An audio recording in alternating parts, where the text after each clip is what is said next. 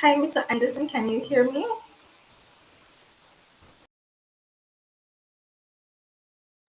Hi, yes, I am hearing you. Are you able to hear me and see me as well? Yes, I'm hearing you. Not very loudly, but I'm able. Okay, then follow just a bit. All right, so we're about to begin. It's been a wait. Okay, give me 1 second while I sort out this technical difficulty. No problem.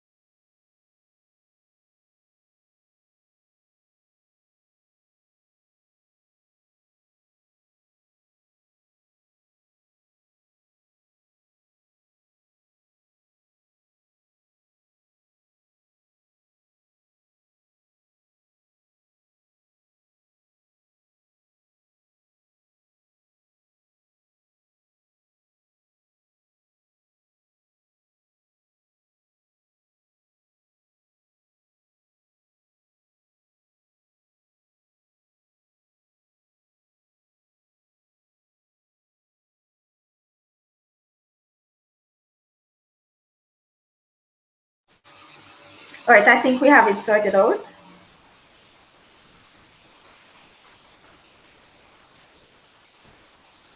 All All right, can you right, hear me? so Good? welcome to everyone.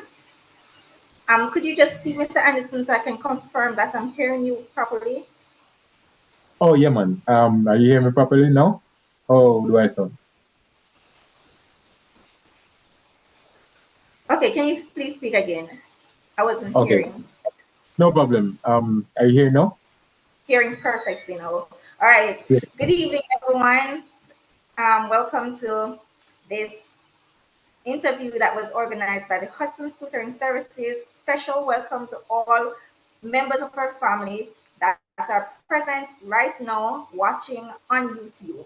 I know it is champs and you're in the spirit and you want to go and watch and root for your favorite high school.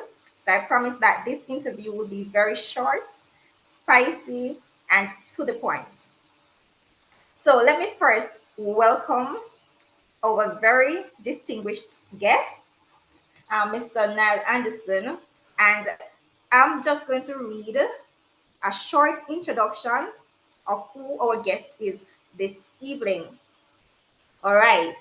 So, our guest, Mr. Niall Anderson, he lives by the philosophy as recorded in the book of Proverbs 19, verse 21. And it says, you can make many plans, but the Lord's purpose will prevail. So again, introducing Mr. Anderson is a steadfast Christian who is determined to revolutionize education and engineering across the region. From the top, he's poised to shape the future with some very commitment, innovation, and empowerment. Now, as it has to that CST more standing. Sorry, I digress.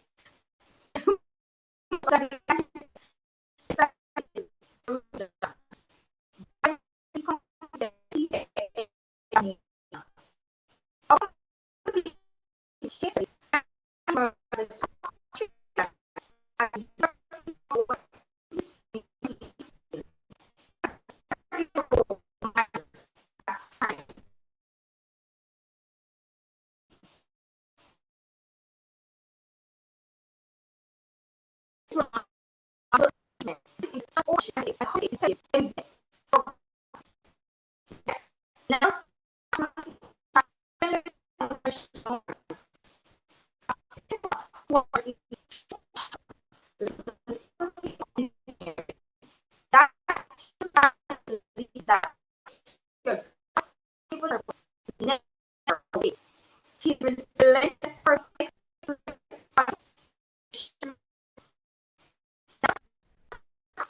beyond his as a developer, he has shared his knowledge with a diverse from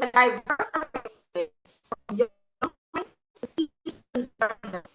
His innovative teaching methods, guided by analogies and real-world applications, have left an indelible mark on those mentors. In trying to his the students' learning experience, not even tackled student leadership and advocacy. He served as a faculty of engineering representative, and soon after, he was voted into the post of first vice president of the UN. Now, his dedication to education is lead in continuous improvement and ethos that resonates through his advocacy for positive change. Amidst his journey, his dedication to the community echoed loudly. This is exemplified by his involvement in projects such as the Smoker 2018, which raised over $4.2 million for the Port Maria Hospital. Recently, Niles' journey expanded as he was accepted into the inaugural Jamaican cohort of Microsoft LAAS as software engineering apprenticeship hosted by MC Systems. This accomplishment further underscored his commitment to unearthing transformative opportunities within the Caribbean.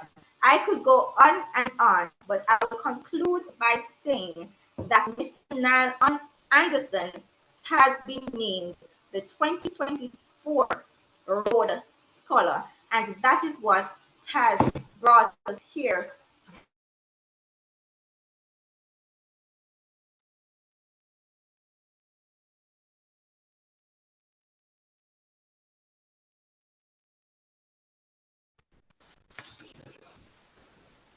So I was just informed that I'm breaking up a bit, so I'm going to check it out and see what it is.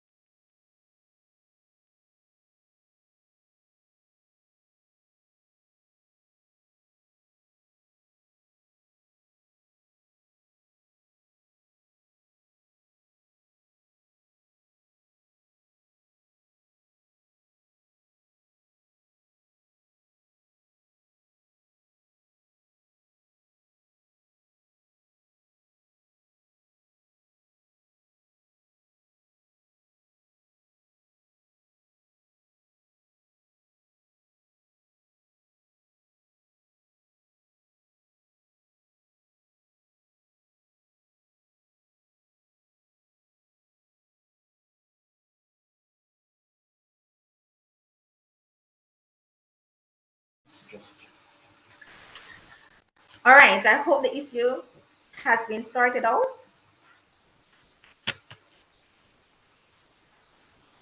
Are you hearing me better, Mr. Anderson? Yeah, man, I'm hearing you better. All right, great. And as I was saying, thank you so much for joining us on the platform this evening. How are you doing, first of all? Well, I've been fine for the most part. I'm thankful for life.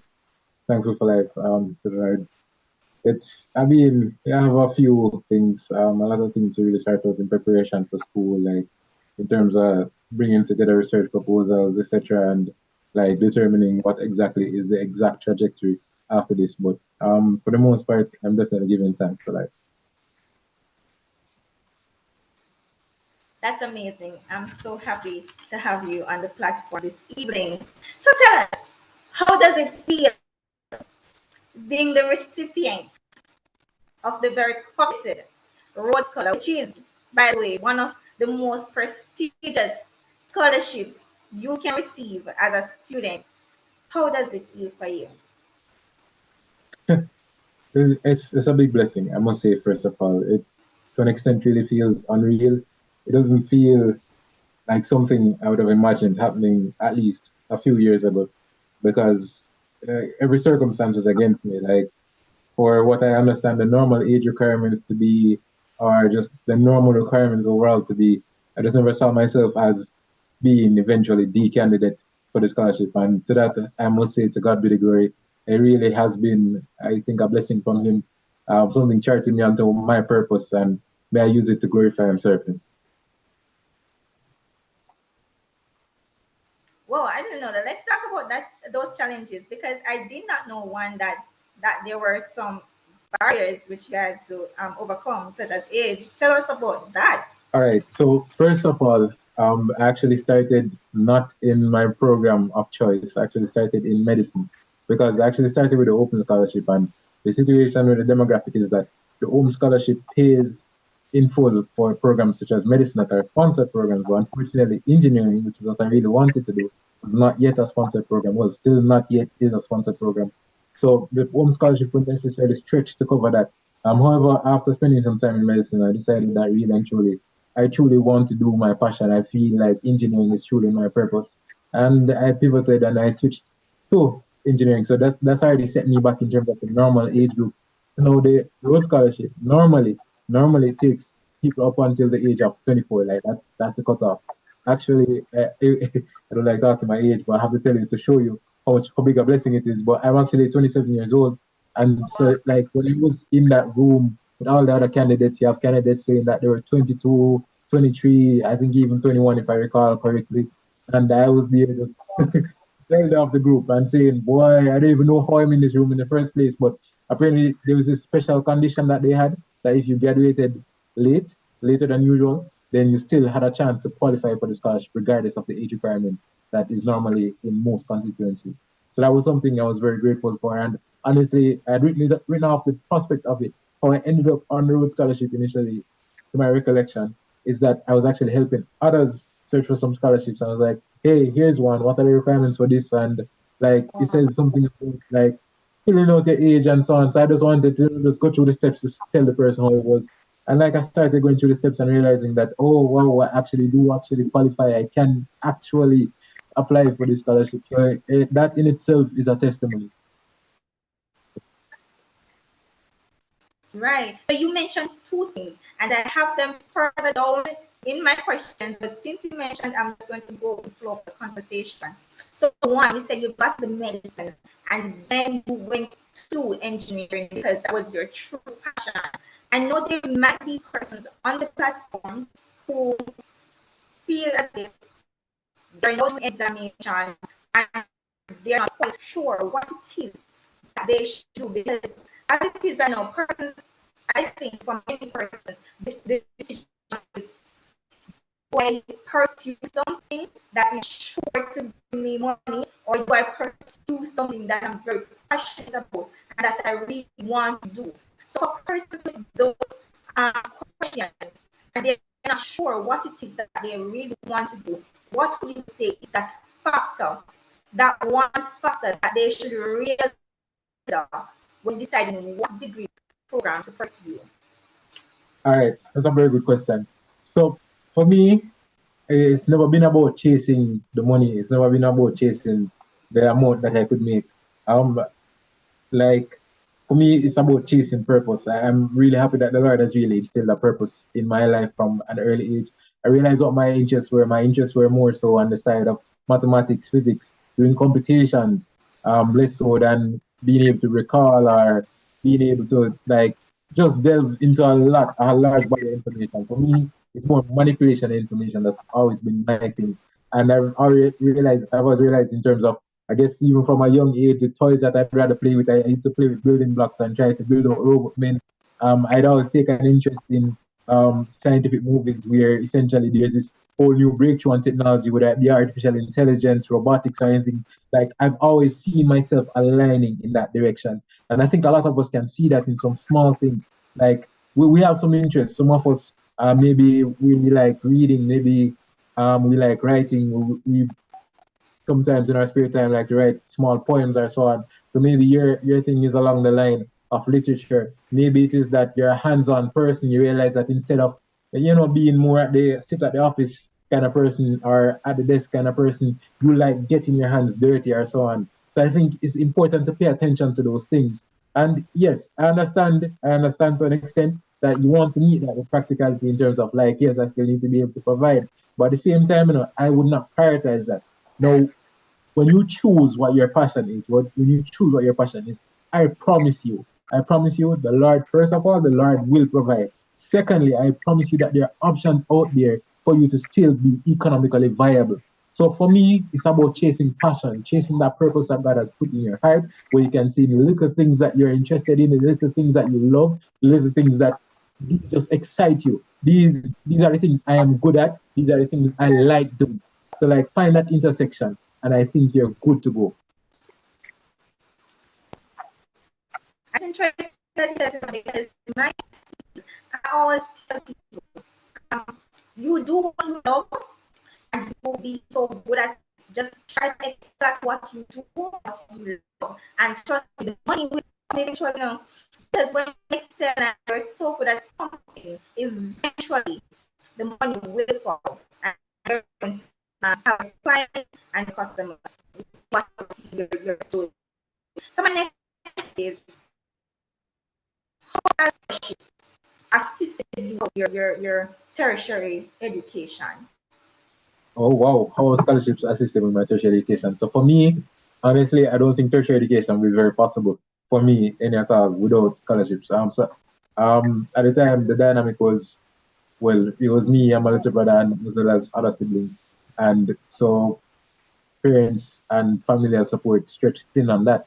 And so I don't think it would be possible for them to just say, yo, let's help pay for school and student loan was a bit of a rough option because again, not many people like you can say readily like, all right, guarantors, not at least not in this immediate space. And for me, honestly, the loan thing, it scares me. It scares me completely. Not saying it's not a viable option. Trust me. If that's your option, go with your option, right? But I tell you, so scholarships have been the thing for me. So from an early age, actually, I set out to say that, hey, I'm going to try to get a scholarship. So like from GSAT days, honestly, I've been trying to get scholarships to help me even with high school. I wasn't so successful. However, I thank God for some bursts along from NCB Foundation included. And eventually I said, all right, what am I going to do next? So I found out about the work of so some young men from my school decided that they were going to take on the world, quite literally. Rajiv Bardaloo and Javon Henry and Shaquille Dias, Georgina White, Lomba Calvert, Daniel Williams, among many others. Sorry, Daniel Thompson, among many others that decided that they're going to do an excess amount of CXC subjects. So Rajiv Bardaloo explained to me that the reason he was doing it was to go for a CXC award. And I was like, CXC awards, and then I started doing my research on what these 60 awards were. Turns out that you had an award scheme where essentially if you placed as something, a top science student, top student overall or something, you could be given a scholarship that pays off your tuition in full. And so like honestly, like I started going for it. Like I thank God for the encouragement in my space. I started really going for it. I decided that I'm gonna do X amount of subjects in CSEC and I did it and I didn't expect this. This is again another unexpected blessing. But when I did the exams, I was like, boy, that not gonna record again. Because I was like, boy, CXC, they feel rough.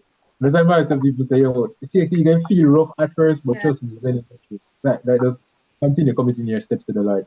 But beyond that though, I did my CXC and I'm like, boy, I can't be the top C6 student again because like, it's only this amount I have, this amount of ones I have. And we have people in Guyana with 19 and so on. But God came through again because it turns out that across the science subjects that I had the highest cumulative grade for all the people in the Caribbean. So I ended up getting top C6 science student for the Caribbean for the region. And as a result, followed that was a CXC scholarship, a scholarship from CXC. And I thank God for that because that was honestly the end all. It was like, yeah, man, I have a scholarship for you, perfect. Like I don't need to worry much more.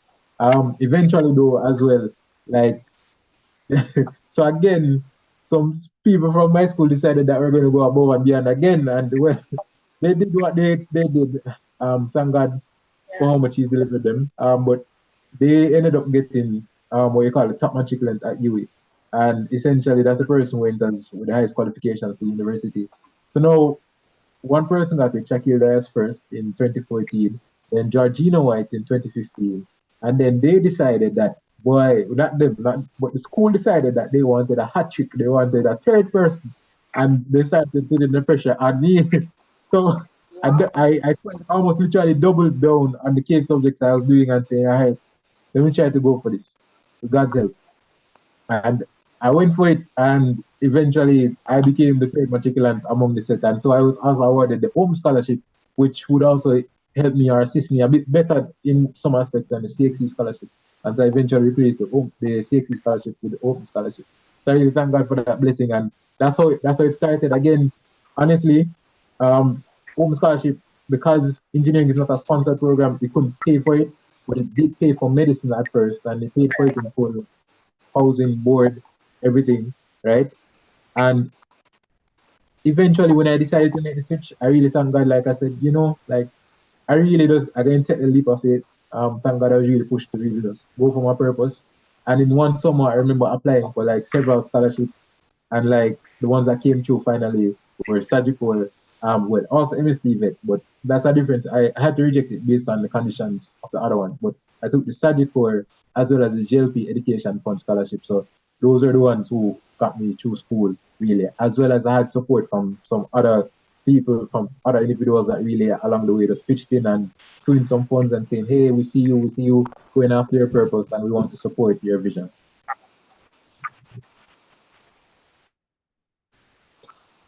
All right, so there's a lot of picked up on certain points that I want to just zone in on for a second. So one, you said it's always a scholarship. So for all persons watching, he didn't always get the scholarships, but he got purchased. And Jamaican terms would always come up. Those little birds add up. So they're just as important as getting those massive scholarships. No, earlier you said that as you are sitting searching for these scholarships. No, I know a difficulty many students have is that why the thing the reason is that they don't really know where to look. So it's like you're there on where to find these scholarships that persons are always getting. So what would you recommend are some of the websites or where can you find information on scholarships as they come available? Okay. All right. So where did I find information? So you see, that's the beautiful thing, right? There are actually many sources out there. I did not know this. I started to come into that knowledge later on. And also, beyond scholarships, there are other opportunities out there that can really bolster you as an academic, a student, or just a young career professional. Like thousands of opportunities out there. So my personal places that I thank God for that I found or came across. I thank my friend Abigail for a personal plug to Scholarship Jamaica. So that's a big page that they have where they share every scholarship and every opportunity that they come across. As well as I know there's a young man who's been doing great work of recent, Mr. Jamel Brown. He's has opportunities for Caribbean youth. He has a page like that, and these pages also link out or outsource to other pages as well that you can find these resources. And also, what I found or discovered recently is that many of the opportunities that exist, for example, through the Ministry of Finance or just the ministries overall, like if you look on their pages, if you do a quick look through the pages, Ministry of Education, Ministry of Science, sorry, let me try to remember the new ministry name, Ministry of Science, Technology, and I think it's Education. If you actually look on their pages, there are actually opportunities there, the different scholarships that they have. So it's really out there where you could literally just start by doing. You start by going into Google and just type in Jamaican scholarships and like just go down that rabbit hole and you start to discover some things, ask some questions, find some people that you know that have scholarships, ask them like, hey, how did you get this scholarship? Where did you find this scholarship? Because what I said is not the end all or not everything Yes. that exists out there. There are thousands of opportunities out there and many other pages that share these opportunities as well as just other channels. So word of mouth could be one. So find your people, talk to people. And I would really like to emphasize the importance of mentorship there. But maybe Right. I get to emphasize that later on. But talk to people, search on Google, use your even your Instagram that you're on, and there are many opportunities on there. You just need to find the right places. And again, it'll start by Googling scholarship, Jamaican scholarships, something like that, and go down that rabbit hole. Now, listen, you have this history of excellent academic performance, which is remarkable and very impressive. But outside of academics, do you find that persons or organizations who are giving scholarships are looking for other factors such as community-based involvement or co-curricular activities? Like, where does your contribution to your your school community? How do those factors play a part in whether you get a scholarship or not, if at all? Yeah. All right. I think the question you asked was regarding like how much is it valued in terms of your involvement outside of academics in terms of the opportunity. Okay. All right. All right. So from my understanding, scholarships are different. Scholarships are very different in terms of what they value or what they weigh as important. So some may weigh some things more important than others. But what's always important, I think, to many scholarship donors is that they have a balanced student. So I would say it's always important to be involved in extracurriculars. Now, they tend to think that extracurriculars is limited to just right if they're a big cup baller or if they're a track star as well or so on. But the scholarship donors don't necessarily see it that way, right? They want to see that you have a drive, a passion, an energy to really just use Yeah. whatever talent you have for the benefit of society or anyone, like just anyone outside of yourself. So like would it be it could also be tutoring. Maybe you're interested in the dramatic arts.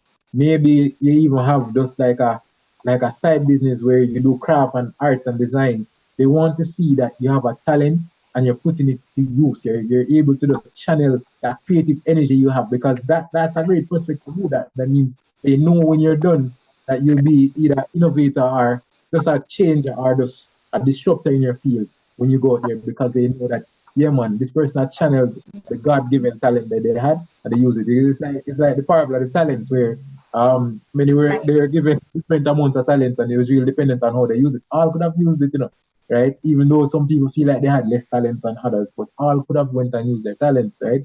So I think it's really that there are many things I want to emphasize. Extracurriculars are important. They are important, but don't be a case where you're taking yourself out of character in order to just go win a scholarship. Don't take yourself out of character. I'm sure that you can find something again that's in line with who you are, right? Again, for me, I love tutoring, I love drama, I love anything along that line. For you, maybe it could just be creative arts. You like drawing, you like doing creative cards, something could be out there. And even better, like they like the things that are unconventional. So if you have something unconventional, don't be afraid to share it at all. Like come with it. You might feel like, I don't know, I don't feel like the muggle meds me none. You don't determine that. Make the scholarship donors determine that, right?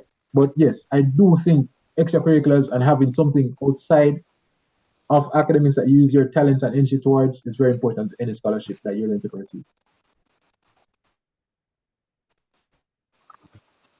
You can that word, unconventional. And I'm like, that word because you would attend university and you would personally in your science, right? Focus on artificial intelligence. So the word unconventional, I feel like that is pretty unconventional. So what we say to those students who want to pursue outside of traditional fields.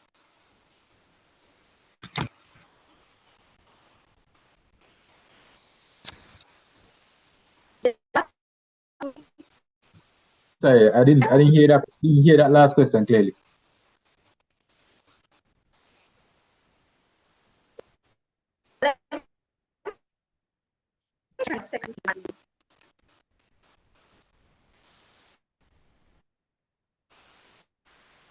Oh, Um, mention the word, is it possible for sorry? Is it possible for you to also state the a good? single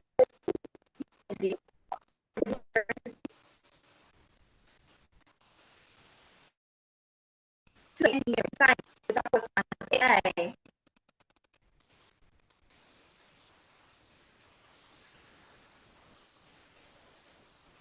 Question is, what would you say to those students who are scared to pursue degrees that are considered non-traditional degrees or in non-traditional fields then? Oh, okay. All right. I understand the question a bit better now. All right. So, all right, non-traditional fields. So I think I would address this just a tiny bit earlier in terms of um what should you pursue and finding a balance between everything. I would say that again, it's all about pursuing the purpose that God has really instilled in your life. I really think that God has purpose each and every one of us for something, right? We don't won't necessarily know yet. We're not necessarily yet in that revealed will, but I think each of us has a purpose, and I think again, it's really listening to the balance between what your talents are, what your interests are, and so on. So I would say, don't ever be afraid to go into the unconventional. As a matter of fact, if we're even questioning the benefits of it, the pros and the cons, if you go into an unconventional field, then that means that you have greater job viability because that means that there's less competition for your career field. Somebody will need your service, and more than likely, you're the only person who can offer a service of that nature. So I would say not because it's not conventional. Don't be deterred by that. You go ahead and pursue that, right? As much as possible. But I think I would address that a bit earlier in terms of at the same time, I think a concern was raised in terms of how do I also make sure it's economically viable? For me, it's still chase purpose first. But I think there's always a way to put a twist on something. There's always a way to put a unique twist on something to ensure that it is both living in what you desire to do as well as being economically viable. Like the money will follow. The money will indeed follow you. So I think Right. again, go for it. Don't make anybody stop you. Right? I mean, just as long as it's Yeah. not in violation of biblical laws, that's only my thing. Right? We can discuss that further. But go for it. Just go for it. If God has put that purpose on your heart, go for it. Don't make anybody stop you. Great advice. I really like that. And the advice there is go for it. Now, Nile, I know that getting called for a scholarship interview is a very significant feat in and of itself. But the interview, like how do you prepare for interviews, especially for a scholarship? Like I know these students here are probably not looking for a scholarship like a Rhode Scholarship just yet, because I know Yeah, in future many of them will be. But God will. just for any scholarship, and some scholarships especially that can be very life changing, because like you, there are many persons who are not financially able to see their way through university without some assistance. How do you prepare for a potentially life-changing interview, scholarship interview? All right. So again, it's funny. It's a purpose. I'm really just beginning to build myself. I really realize that. I guess one of the key things is that always remember that what they want to hear is you. So start there, start there. Remember, it's you that they want to hear, right? So Right. I find that a lot of people that if they're not careful, they tend to over rehearse answers and say like, all right, let me set the answers based on what I think they want to hear. Don't do that. If you do that, for one, you get a scholarship probably that doesn't align with what or who you are, who you're direction you're supposed to go, right? A person Or to you won't get the that scholarship. times. Right. So the first thing is to remember you. Why are you applying for this scholarship? How does this scholarship align with you? How this scholarship or how will the scholarship help you? You have to know where the you is in it. Like for example, I think other day, like where I was actually doing, and this is one of the techniques that I mentioned later on. I was helping to do mock interviews, and like somebody gave a response about tell me about yourself, and one of the mock interview panelist said, yeah, man, that's good and all. You told me a lot of things, but you lost you in it. So it's like you're telling me a story, it's a great story, but where is you in it? So make sure, say, the people are getting a picture of who you are. Don't leave out things about who you are essentially. Yeah, it's good that you did this and did that or so on. Always the element of you is, I did this because I have an interest in this. I did this because I have an interest in that. Or I did this because I'm interested in doing this. Or this is what led me to this point, right? As opposed to, yeah, man, we already have the list. We have your CV, we have your resume. What more are you giving us? Who is who is Nile Anderson, or who is Tom Roy? Who are you? That's what we want to know. So with that said, though, Right. there are a few techniques. There are a few techniques that I would suggest. First of all, I would say one great technique that I definitely did was to ensure that I reviewed everything that I submitted. To just have an idea, like orient my headspace, because when you're writing your application stuff, so this assuming you got to the interview. Before the interview, I would assume what you'd have done is that you'd have researched the institution that you would have been interested in applying for. You'd have seen how your goals align with the goals of the institution and make sure that there was just alignment, right? So I assume that your responses would reflect that. So I assume that you would know, or I recommend that you know, just making sure that you get your mind space in that direction. So start by reviewing your application stuff. So, all right, this is the direction, right? Um, I would say, like, look, if you have the option, look into your panelists. Not everybody has that option. Sometimes you have the option. Look into your panelists, get to know them a bit, it helps you to get a bit more comfortable and, like, just know what can probably reach them based on shared interest, or just whether or not it is that what you're going to research is something that they've done research on, or something that they had studied before. So find alignment with even the panelists if you're able to. The next thing is Right. to ensure you practice. So practice can go many ways. So for one, what you can do is that you can actually look online for common interview questions. And you can start going through them. So some of the have examples of how to answer them, right? So you can start going through those. Or be even more effective if you can grab a friend, even if mommy, if daddy, if brother, sister, anybody is available. You Mm-hmm. just sit with me and ask me these questions, please. And, like, you just try and model the interview for yourself and say, all right, I'm in the interview, get my mind, sorry, get my mind framed as if I'm in the interview, and answer these questions as if I'm in the interview. And even though you might feel like, it's stop you at first, like, why, when they hear tell me about myself, I'm not sure how to answer, But you find over time is that you're calibrating, it's like you're adjusting. It brings new things to Yeah. your mind, new are being formed just in that process of practicing. And nobody ever just got where they were just instantly. Even Messi, even though he was born with natural talent, he didn't just grow up taking free kicks instantly. It took some time. It took him probably 100 kicks to practice before finally he had the right calibration to really hit that mark and make that goal. Right. So just continue practicing. Don't be discouraged, even if it's not perfect through the process. It's a process, exactly so. It's going to develop, and continue just committing every step of that process to the Lord. And again, don't fit yourself. It's a conversation, really. Just go talk about you. That's what they want to hear about. Like, yeah, practice so you're a bit more ready for what's going to come. But at the end of the day, don't lose yourself in the process. Right. And you couldn't have said it more perfectly, because what you find these days is that persons have a one size fit all kind of one resume. They do that also with their interviews and their questions. So I'm just gonna make up this one answer, and every interview I go to, I'm going to use this one answer for that question without going back and see, and trying to tweak their responses to align the particular interviewers, um, you know, their goals or what they believe in. But you said something interesting. You said, go grab somebody, grab a friend, mommy, daddy, anybody you can find, and try to rehearse with them. That brings me to my next question. How important is family or parental support in this entire academic journey for you? All right. So importance of familial support. I think that's a really big thing. And beyond those familial support, some of us, like, we just have friends or so on.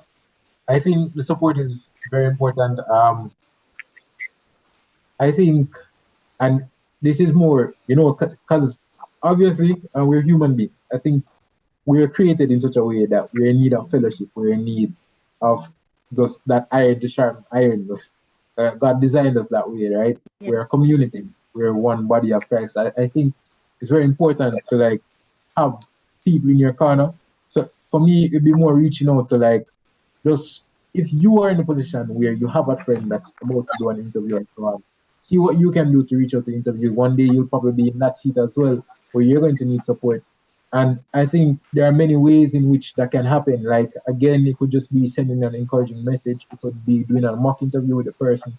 It could be just asking them how they are, how they're feeling, giving them a space to really express and vent their feelings. And this is how Yeah. I'm feeling about it. Or somebody to just like act as a bit of a whiteboard to say, all right, I applied for this scholarship already, but like if I take this scholarship, if I get this scholarship, then I have to give up this one. I don't know how I'm going to wait. So I think having somebody to really talk it through with, like just a wiser counsel to really bounce ideas off of, I think it's a very important thing. And again, I've found where some people don't necessarily have like even family per se, like in some unfortunate situations, but friends are just anybody that you have in your corner, guardians, anybody you have in your corner, like I think is very important as much as possible if they're able to support to ask for the support and to the guardians and anybody else that's listening for you to lend that support as well. And there's one more thing I want to say I said about the interview process. In terms of like making sure you are expressed, I wanted to just emphasize the idea of don't allow anybody to shape how you do an interview. I love how you said it, especially it's not one size fits all.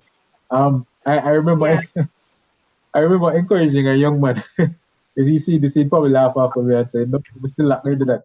Like he had an interest in playing the guitar at one point, and I told him, "Say, hey, you know what you should do? I say you should probably like go and give them a little tune in the interview, or he had a presentation to do. So you should give them a little tune, something like that's thematic or so on. If that's you, make them feel a part of you."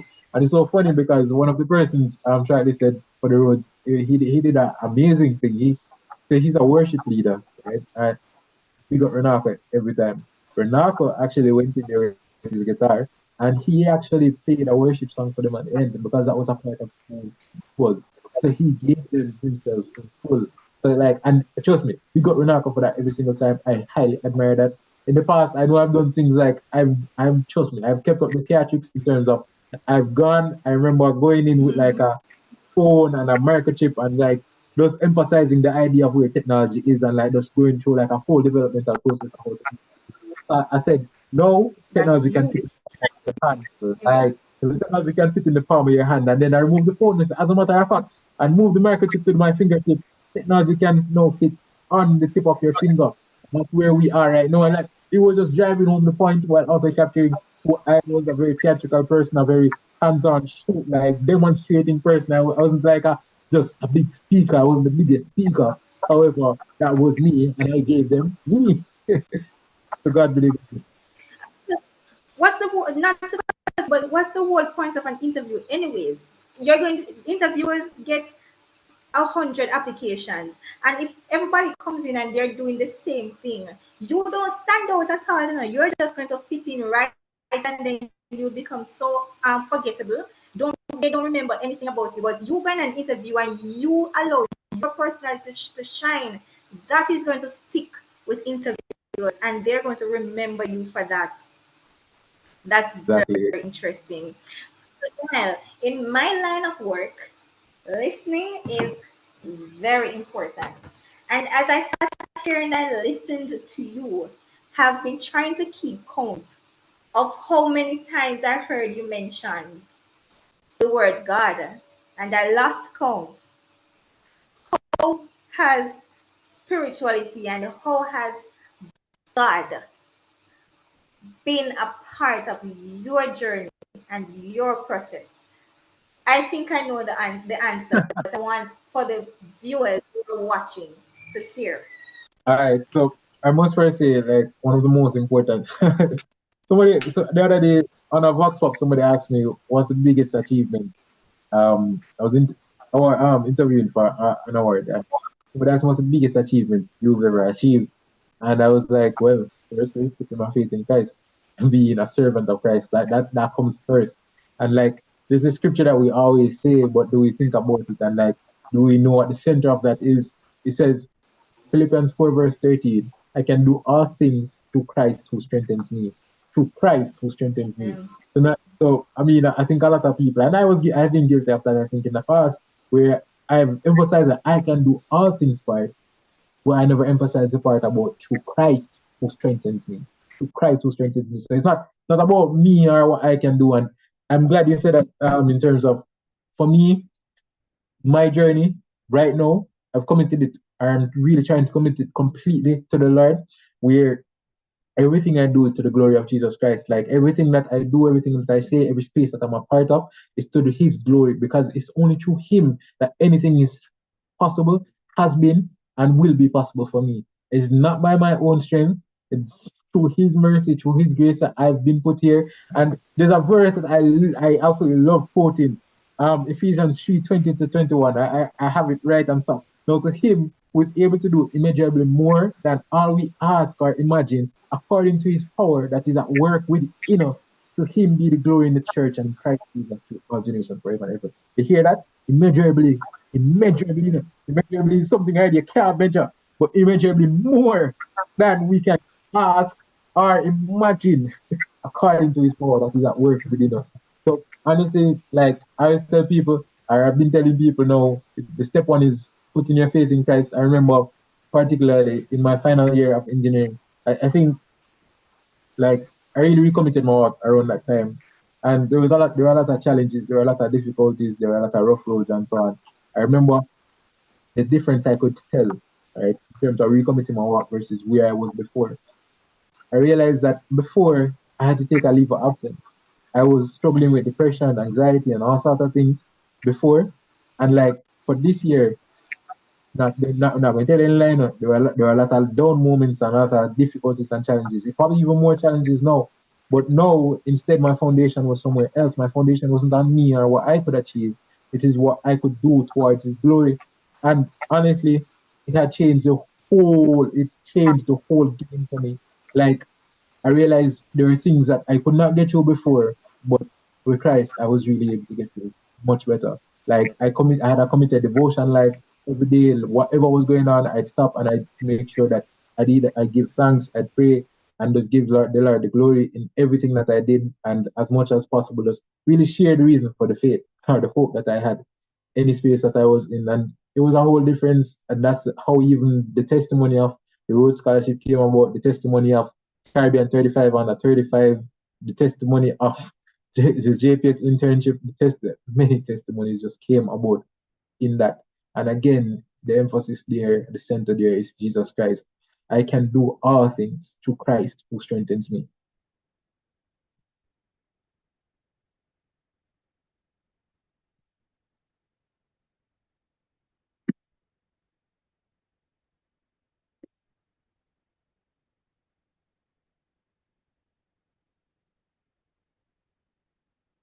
You still hear me?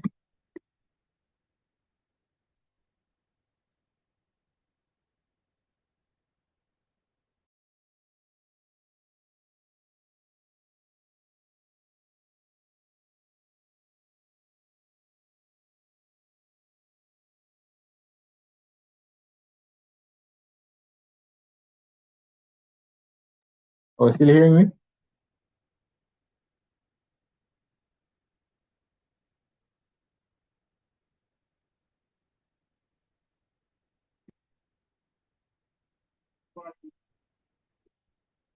Or did I lose connection?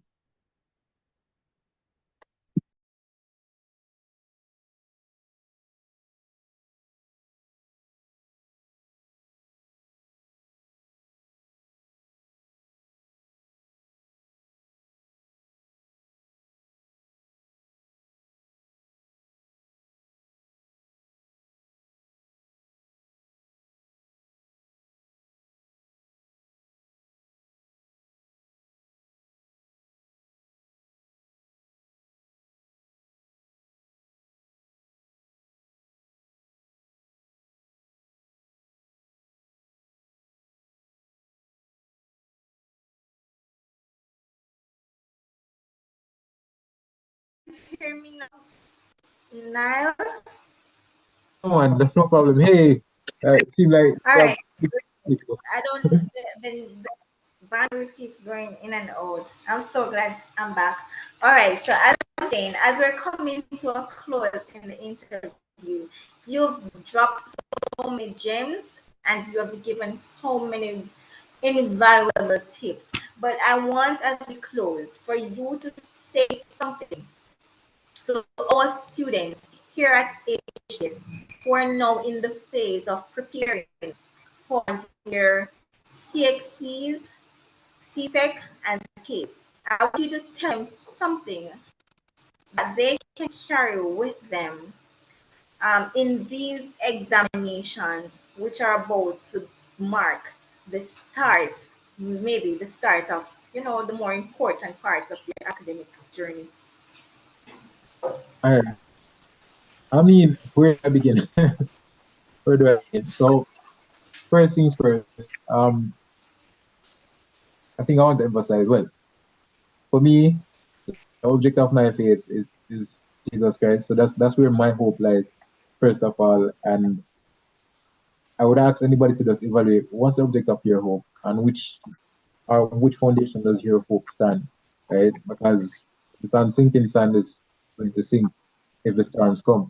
But let's say I move past that step one. I would next say that just remember that no discipline seems pleasant at the time, but painful. Later on, however, it produces a harvest of righteousness and peace for those who have been trained by it, right? So that is to say, this time, if you want good, you know it's not for the run. There's going to be a lot of work ahead, right? And not every exam you come out of is going to seem like, yeah, man, this feel like it. But I just encourage you to just keep on going, keep sticking to the task. It's really good that you decided, because I assume anybody that's in this pro right now has sought help in the form of Hudson's tutoring, which is an excellent service. So you've sought help, right? Like, so that's already a big step that you've taken. So I really admire that. But remember also to ensure that you put in the work for yourself as well, right? You have some, trust me, you see, in the form of the Hudson's team, you have a great set of people, right? Javian is not on the live right now, but I can tell you that Javian also is a very brilliant young man, right? Um, so you have some of the best of the best, right? So as much as possible, you can talk to them, consult them. Um, Consultation is important. I think outside of this though, collaboration is also important. So like your friends that are studying a similar subject, as much as possible, like test each other, challenge each other on the information. So, all right, yesterday I was doing molds. This is how I approach this mold question. How would you approach it? I think I did a lot of that when I was back in high school. Like, our teacher would give me the sheet and say, all right, Rajni or Raju, come in, let me try to do this. Even though they would laugh off of me at first, but I just do it them there, they would eventually come and sit down and do it. But I think collaboration is also important in the process. Teamwork does make the dream work. Anywhere you are, any space you are, any time you are. That's still very true. And again, it's really knowing that God really has a purpose for your life. So just remain focused and fixed on that. You have a vision that you want at this point. If you want to become a doctor, you want to become an engineer, just know this is just a part of the process to go through. And it's going to happen if it is indeed God's will. So just continue to trust in God's will for your life. And trust me, everything will work out. To Him who is able to do immeasurably more than we could ask or imagine, be all the glory. Blessings.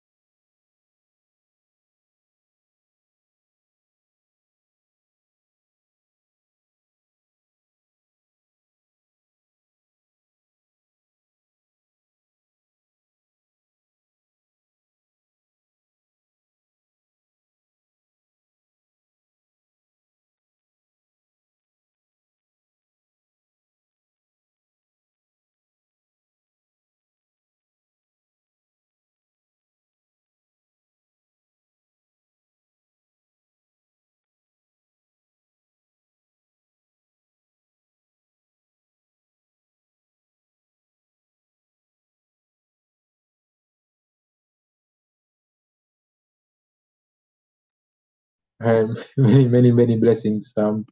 It's really been an honor being here. Again, I know